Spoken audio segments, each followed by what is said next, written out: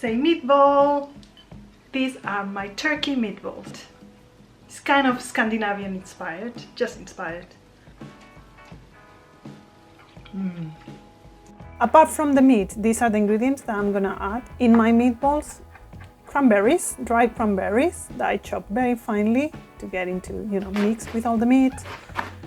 And cabbage, Savoy cabbage, and leek. Usually I do this with a food processor. So if you have one, definitely use it and get the ingredients as finely chopped as possible. But if you don't, you can see you can do it by knife as well. I don't know why. When I was making these meatballs, I kind of forgot that I have a food processor and I did it all by hand. Then this is the mincemeat, turkey mincemeat I bought in the supermarket. And then I'm adding my ingredients, the cabbage, the leeks, a generous amount of dry thyme and dry sage, and a bit of pepper. The cranberries, salt for seasoning, and mix it all well. It would be easier to do it by hand, but I don't like to have raw meat within my nails, so yeah, I just use the spatula. Adding 1 egg to work as a glue and about half a cup of flour for the same reason. This is gonna make everything be like a thick paste. So the seasoning, as is raw meat, we cannot try it to taste if the season is right. So what we need to do is cook a small piece of it and then try it to see if it needs more salt or is fine. It's hot, hot, hot. But yes, the seasoning is right, so don't need to add anything else. It's time to roll the meatballs.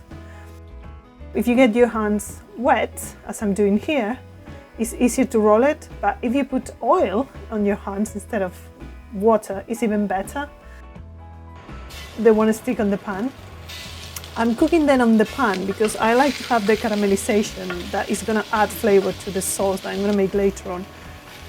But you can also cook them just in the oven if you prefer. And then I deglaze with spicy rum. I like to use spicy rum for this recipe. It adds a bit more flavor. You can just use normal rum or brandy, works perfectly. A little bit of tomato paste. I've already added in the pan the juniper berries. That's why it's going to give a more intense flavor in the sauce. And then some cream. I'm using soy cream here. It's up to you. Use whatever you prefer. Salt for seasoning. And a generous teaspoon, by generous, of seeded mustard. And I add back the meatballs because they are not fully cooked yet. I caramelized it on the outside. Well, I kind of burned them, to be honest. I cooked them for a bit too far. But then it needs a few more minutes, about 15 more minutes simmering in the sauce before serving. I like to serve them with mashed potato and pickled red cabbage. I think it's a perfect combination. And a bit of fresh dill for garnish. But not just garnish, it really adds flavor to the meatballs. It's like, it combines very well. That's it. These are my meatballs.